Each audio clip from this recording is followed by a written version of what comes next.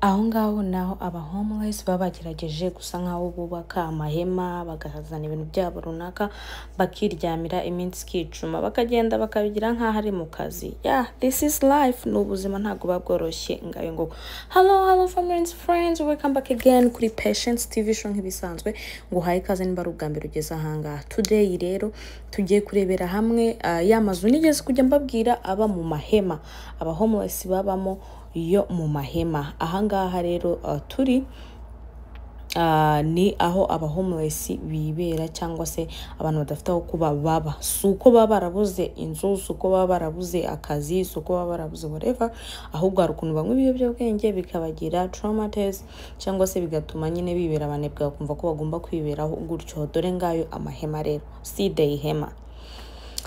It's no funny, ntago nyine binejeje, nta nubwo bishimishije, ariko nyine ubwo niko baba barahisemo. Uwo mugabo murabona ko ari mu ihema ryiwe, arimo arategura amafunguro yiwe, arimo arategura ibyo kurya byiwe.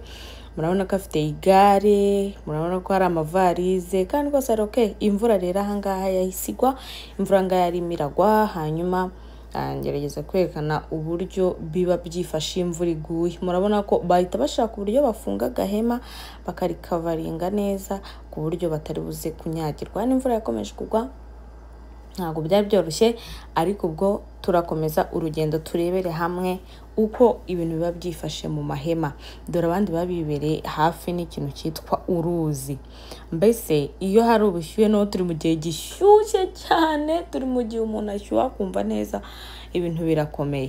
So ubwo rero umva iyo haje ubushyuhe bo baba bari relax.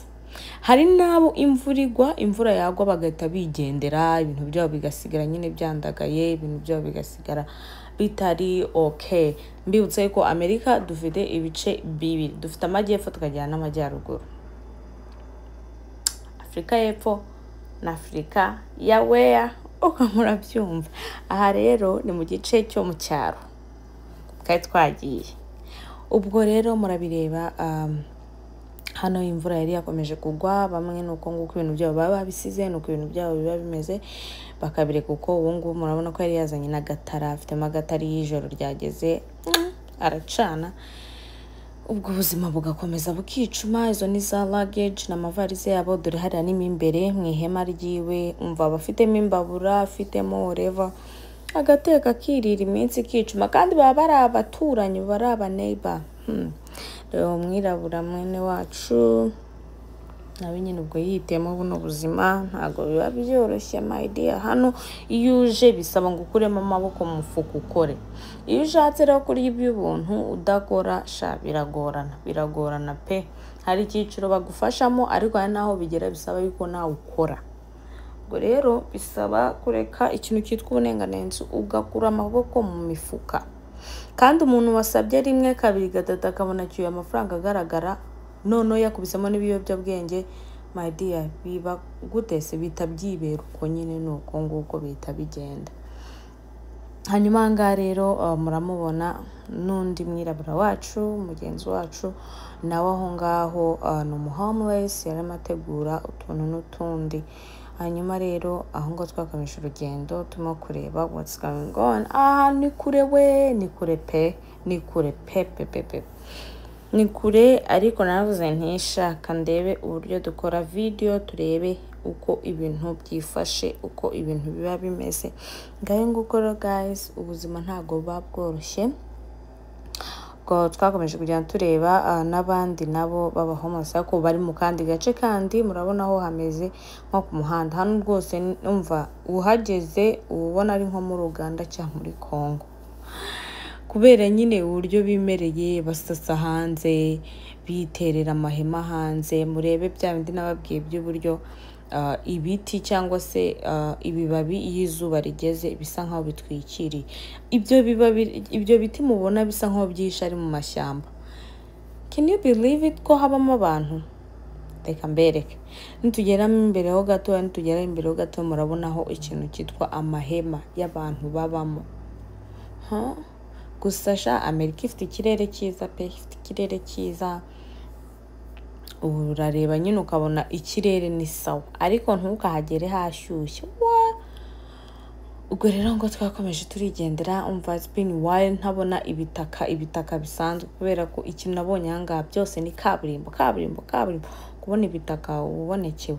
Ubwo rero aho ngaho nabwo murabona ko harimo amahema, harimo abantu barimo, aho ngaho ntabwo byari byoroshye gukoresha kamera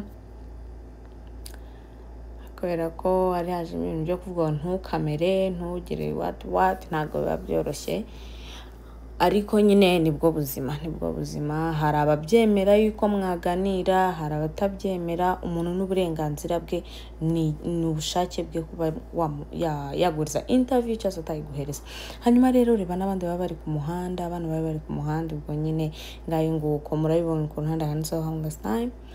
Aho ngaho none abandi baba biyicariye aho ngaho. Cyakora ikintu cyo nabonye cy'aba homeless bakunda easy life, bakunda ubuzima bworoshye, bakunda kwiberaho ubuzima buryoshye, bakunda ushobora kumufasha ukamuhereza $50, ya $50 agatajya kuguramo urumogi cyangwa se akaguramo urushinge yitera, akiguramo n'inzoga, that's it, ubundi akiryamira.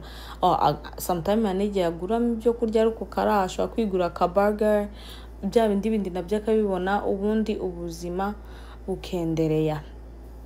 Ngayo nguko murabona ukuntu haba hasa nyine kubera ko babaza bagakora ibingi byo kuryama ahangaha, ariko leta ntabwo ibyemera. Hari abo leta yasanga igahita ibishwanyaguza, amahema yabo yose ikayashwanyaguza, ubwo bakaba bagiye gutya se babona leta ije bagahita bisiga aho ngaho bakigendera, wenda bakajya baza mu gihe runaka kubera ko kuryama gutya mu mihanda ntabwo leta ibyemera. See the car uyu nguyu afite imodoka, ariko igisekeje nurebamo imbere umva hari igihe ubwo iyo nk'imvura yaguye ashobora kuba ari umwe mu bafite amahema atagize ireba, ashobora kwiryamiramo. Iyo nk'imvura yaguye ashobora kujyamo agahita afunga, akazamura amadirishya akiryamira iminsi ikicuma, ubundi ngayo nguko.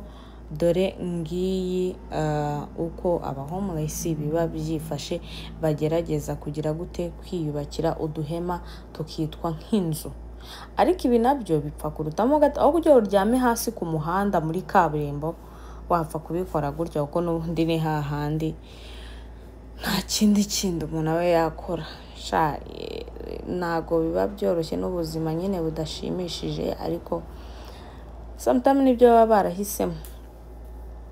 Hanyuma ubwo rero murabona neza murebye mu biti, murabona utuzu tugiye turimo cyangwa se amahema agiye arimo ni menshi. Uyu nguyu ubwo nyine nawe murabona uko life iba imeze, nawe aba yiporeye aho ngaho. Akavura kari kaguye bagiye kugama, hari igihe imvura igwa noneho, cyangwa hari igihe nako haba hari izuba, hari ubushyuka, babona buzuye mu nzira, buzuye mu muhanda, ukava hano ubona bose batonze umurongo. My dear, ntabwo nari nzi ko rwose bino bintu bihaba muri Amerika.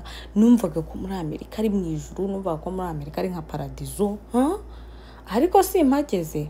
What? Ndavuga is it true? Kubera ko ikintu nabonye hano muri Amerika, nimba ushaka kuhaba kora. Naho mu gihe uzi ko ushaka kuhaba udakora, mu gihe uzi ko ushaka kuhaba winywera ibiyobyabwenge udafite future, aho ngaho wavuyemo tayari, wavuyemo burundu, uzisanga baje gusora mu nzu. Ngaho nguko ahangaha hari hagezweho traffic, ntabwo nari gukomeza gukora video, biba ngombwa yuko duhagarikira. Thank you for watching my video, ndabakunda cyane, bye.